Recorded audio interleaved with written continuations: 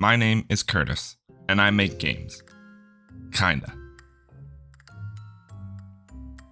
I'm currently working on an action-adventure collectathon game inspired by the old collectathon platformers of my childhood, like Spyro, Crash, Super Mario.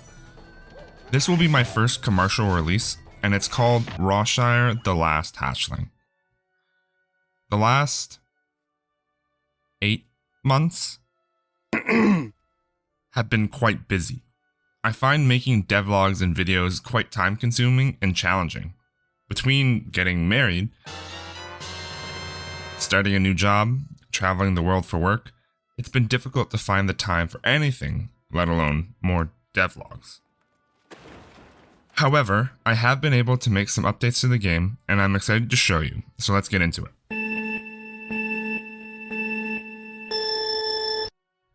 As stated in my last devlog, I was going to focus on revamping the combat and boss fights, and I have started this process, but there are still lots of work left to do in that regard. I have made a lot of changes since the last devlog, but I'm going to focus on 3 areas in this devlog: the enemies, the combat changes, and the boss fights. I'm only going to go over the biggest changes and improvements that I've made since there were a lot of little updates. So I have been tweaking the AI for my existing enemies and making a detailed list of all the enemies I want in the game, where they get introduced, and what their attack behavior should be like.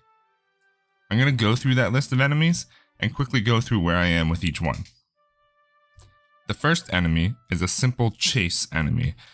I've been calling it the Risen. These enemies are the first ones that you see. They are simple. Basically, they chase the player when they're within a certain radius. I added some spawn animations paired with a spawning script to allow the enemies to appear in a unique and creepy way. I also added a scream animation after they've been hit. These enemies are supposed to be easy, but they can overwhelm you with numbers. They definitely still need some polish, but overall in a decent position for alpha. Next is a kamikaze-based enemy. I've been calling them Scorpy. Not much was done to these enemies. These enemies will wander freely until they detect the player, then they chase the enemies, exploding when they get too close. They like dark, dimly lit places as they light up just before they're about to explode. They need polish, but are otherwise complete for the alpha versions. Next, I worked on a tank enemy. I've been calling them Torturks. These are ancient turtles that are migratory. They wander until they feel threatened, and then they have a poisonous range attack, as well as an area attack for those players who get too close. The elements for this enemy are in place, but the effects are placeholder. They need to be polished to fit the character and the art design. More work to be done on them. The next enemy I started working on were ranged enemies. These were codenamed Dracano for now. These lizards are similar in style to the Torturk attack behaviors: wander until detecting the player, then attacking with elemental attacks from afar. However, if the player gets too close, these enemies retreat to a safe distance. The idea here is that when taking on hordes of different types of enemies, they will be able to attack the player from different distances. The AI is in place, however, more work is needed with the animations and the effects. The next enemy I worked on was a herd enemy. This enemy was more passive. I've been calling them Rintos for now. They're peaceful rhino-like creatures that usually travel in herds of 3 to 4. These enemies will not attack the player unless they are provoked. This means the player can walk around them freely. However, if the herd is spooked, they will all notify the rest of the herd and will charge as a unit. These enemies again have logic and AI in place, however the animations and visual effects need polish and rework to fit the design and art direction.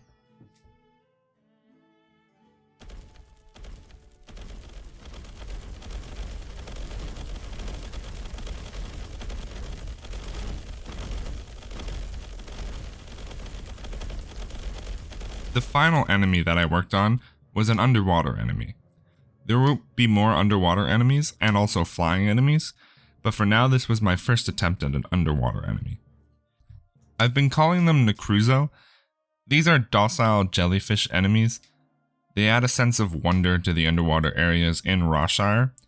Their AI logic is that they move and wander slowly through the water and are relatively harmless unless the player touches them. Then they will shock the player and cause damage. I'm relatively happy with their state, however, more polish is definitely necessary to finish them off. There are a few more enemies left, a few flying and ranged ones that I still want to, and a few more underwater enemies. More to come on them shortly, hopefully. And it goes without saying that a lot of these enemies are still just past the prototyping phase and the planning phase, so integrating them into the world might not work out, and some of them might get cut. But for now I plan on including all of these and more.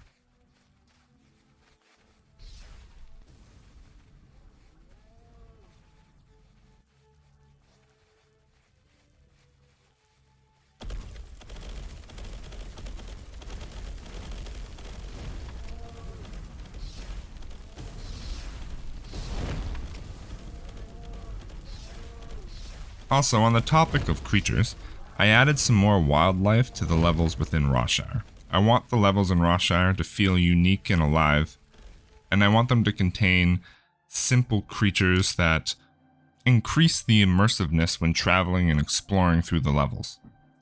So far, I have included birds of different kinds, butterflies, bats, schools of fish, swarms of insects, and I've also included some more advanced AI-based creatures that wander around and react to the player's presence. So far, I have planned for 3 unique creatures that fit this criteria, but only one has been implemented so far. This one is basically one that kind of wanders around naive to what's going on. This frog-based creature will be paired with, hopefully in the future, a rabbit-based creature and a slug-based creature. Also, don't forget to wishlist on Steam, as that helps me out a lot. The link is in the description. Now let's move on to some of the combat changes I made. I made some tweaks to the player controller itself to increase the player's speed, as well as tweaking some of the attack triggers and hitboxes.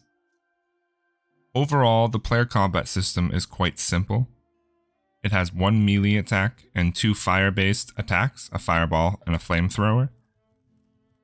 These attacks are supported with a lock-on mechanic, similar to those of the Zelda games, and an RPG-style upgrade system. I think the combat has come along nicely, however, it still feels a bit clunky. I think adding some polish and cleaning up what is currently implemented will make the combat feel a lot better. I think this is a situation where less is more. And I don't think adding more complicated maneuvers will improve the system. I think this area just needs some more polish and cleanup. I've added some more juice to some of the combat areas, but a lot more is still necessary. And definitely sound. Moving on to the final area of combat in this update, boss fights. There will be a guardian in each region of Rawshire. The player will have to defeat each guardian to advance to the next region within Rawshire. So far, I have planned Rawshire to contain 5 different regions. Therefore, there will be 5 guardians to battle and defeat. And then, of course, the final boss fight. This means I need to develop and create 6 unique and interesting boss fights. I've decided to go the route of a more colossal boss fight style. I want the player to feel like they have just overcame something very powerful and overwhelming. It creates a breakup in the typical game flow, which typically goes in the pattern of explore, collect, upgrade, explore, collect, upgrade. Then you add in a boss fight, and then repeat. I'm hoping this gives enough change and dynamic gameplay that keeps the player interested and coming back. That being said, I did not do much in upgrading the 2 current boss fights I have implemented. I updated both their intro cutscenes. I also added some special effects for when the boss is defeated. This is all tied into the story and the purpose of the boss fight. The final thing I did was plan out the rest of the fights coming up with unique implementations of the Colossal system. For example, in the existing fights, in the Titan, he is slow but a powerful enemy. There are only certain areas of him that are vulnerable, and these areas are where you need to focus your attacks, until you break him and then you can do more damage. This cycle repeats with slight variations in the boss's behavior. He also has an army of undead he can call upon to attack and overwhelm the player. This differs from the next boss fight I've been calling the King, where this boss is more fast-paced, requires more ranged attacks, and careful movements to be successful. Both these fights are playable, but still require a lot of work and polish. But having completed the planning process, I can begin developing and polishing these two fights before moving on to the next 4.